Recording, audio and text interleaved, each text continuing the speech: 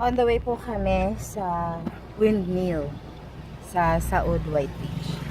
Pero ngayon nakatigil kami kasi itong kasama ko sobrang adik sa halaman. Lahat na lang nang makita naming halaman gusto niyang magkaroon. Tulad po neto. Tumigil kami dito sa bahay ni nanay dahil nakita namin ng napakagandang bulaklak. Kaya nanghingi na rin po kami. Ito po. At ayan po sila.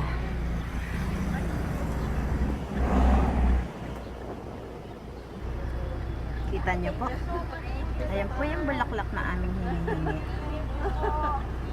Happy now? Super. Me too! Fun! Ay, sa YouTube mo yan, te? Ayun, nakahingi na nga. Now, we're heading to Saud White Beach. Bye. See you later.